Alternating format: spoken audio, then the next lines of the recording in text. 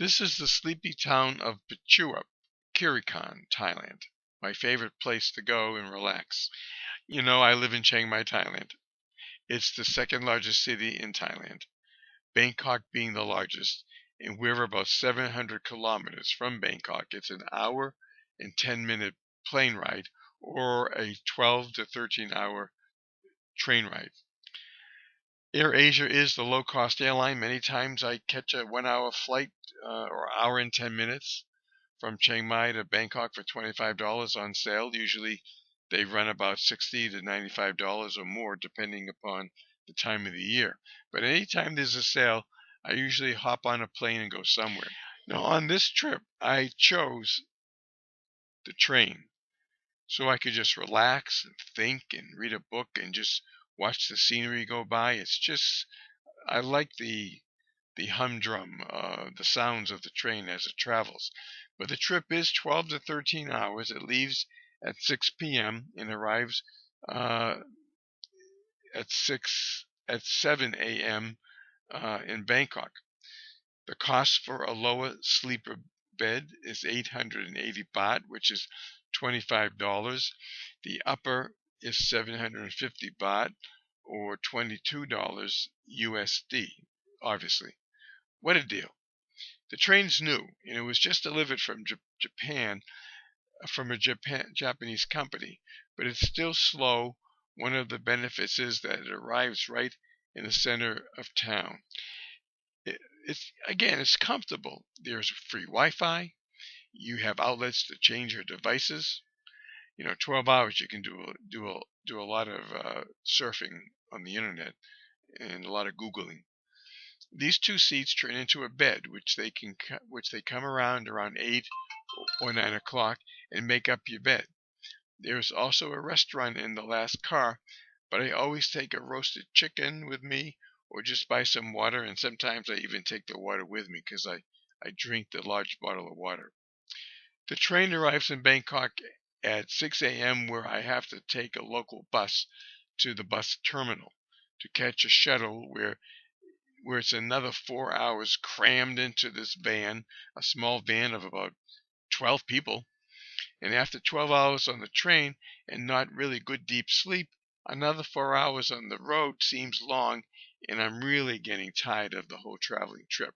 But I think this is the toughest part in that small van. Sometimes the van has good air conditioning, and sometimes it doesn't, and that's when it can be unbearable, but you never really know until you go. So I finally arrived to Stay JJ's guest house. I always get the same room with a balcony and the most incredible views across the street.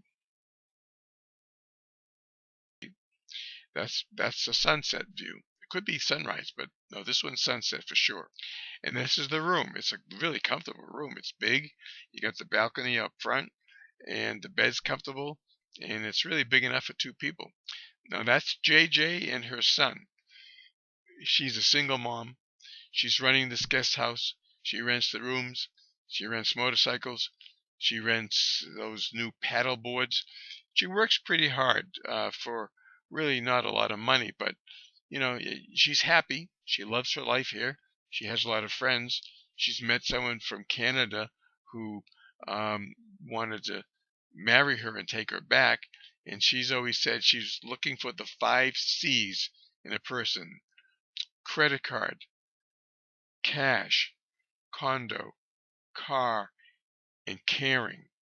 And caring was on the bottom of the list. Anyway, that's JJ. Now this again across from our balcony during the day, and you can see the walkway where the cars are. It's very long. It's maybe a mile. And people come out in the morning early, 6 o'clock, 7 o'clock, and sunset 5 o'clock, and they do their running and walking. It's really a healthy place to hang out. The air is really clean too. I really like that. Once again, the sunset. We get about 100 pictures of sunsets, and they're not all the same, but they're very similar. Now this is Ao Mano Beach, and it's run by the Thai Air Force. You got to go through the Thai gate, and they run this, and it's very clean. They keep it clean. The water is clean. The water is warm. The sand is really white. I find this idyllic. It's one of the main reasons I come to Pachooup is this beach.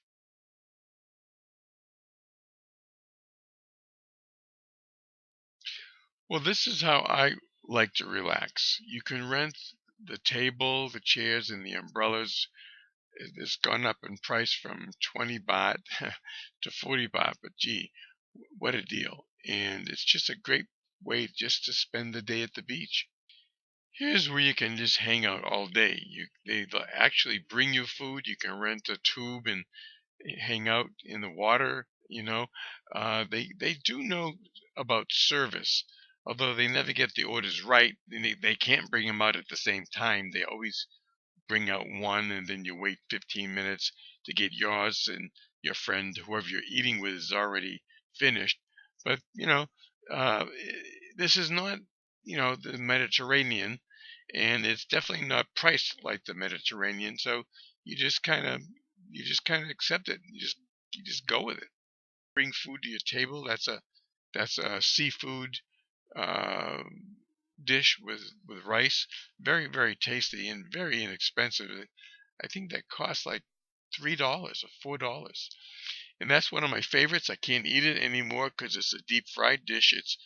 It's actually pork and rice, and they call it moo krap, and krap means crispy, and it's seasoned very nicely. But for what I'm trying to do with my health, that's not on my menu.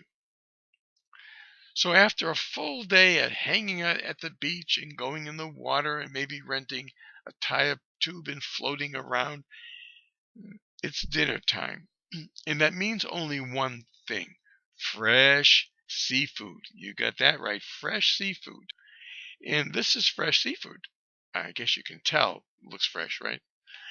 You pick what you want, they weigh it up, they'll grill it, they'll deep fry it, they'll steam it, they'll do whatever you want to the fish, and they'll do it just the way you like it. And again, so reasonably priced to get something that was swimming in the ocean last night and eating it in the morning at my table. These are giant shrimp. I mean, giant shrimp, and they grill them, and they have a wonderful dipping sauce that you would eat that with. And they also take these same shrimp and they put them in a soup, a tom yum soup. That's a coconut based kind of a spicy soup. They'll put 6 or 8 of these big shrimps in one soup. And between Pat and I, we are always full after eating that one dish. Maybe Pat will get a little bit of rice with it. I don't eat rice. But again, um, it swam in the bay last night, and now I'm eating it today. I really, really, really like that a lot. If you're tired of being served at the restaurants and you want to mingle with the locals and buy some fresh fish and cook it in the back with her grill, you can do that.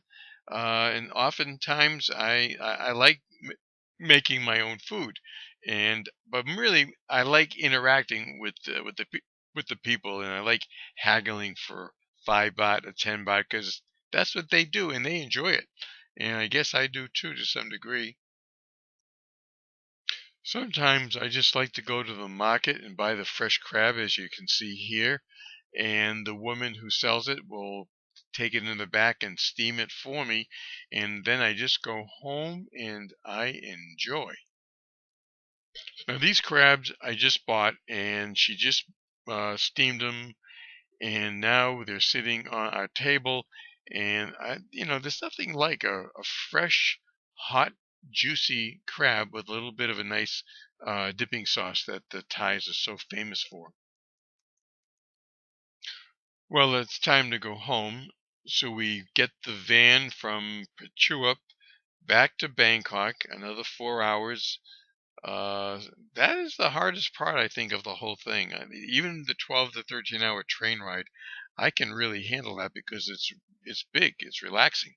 But that little cramped van, a lot of times I ask to sit in the front seat, and most of the time I get to do that. It's a little bit more comfortable than in the back, where there's a row of three people in on a bench type seat, and there's bags, and oh, it's just very uncomfortable. But there is a train, but that's really more difficult to do. Well, after a nice relaxing time in Pachooup, we're back at the airport. I am enjoying a cup of Black Canyon coffee. It's the best coffee that you can buy in Thailand, and I'm just waiting for the plane to be. It was delayed. There was a problem with the plane, so I'm just waiting for them to fix that. Well, this is the plane that's coming in to take us back to Chiang Mai. They had a problem with the plane. It was delayed for some kind of mechanical situation, and I always get nervous when that happens because I've watched so many air crashes and the reasons and all that, and well, maybe I shouldn't do that so much, but Air Asia has had some problems with their pilots and the safety records, and that doesn't really make me feel all that good about going on them anymore. But you just do what you do.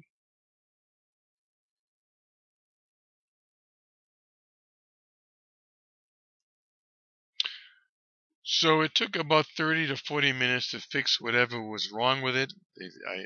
I was getting a little nervous about it. I wanted to maybe not take this flight and take a different flight, but there weren't any more flights for the day, so we would have been stuck in Bangkok, and that's the last thing I really wanted to be stuck in Bangkok.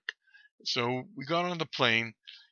It went smoothly. We went home, and that now Pachuap is just a memory, another memory. We've been going there for 3 years now. I can't believe it.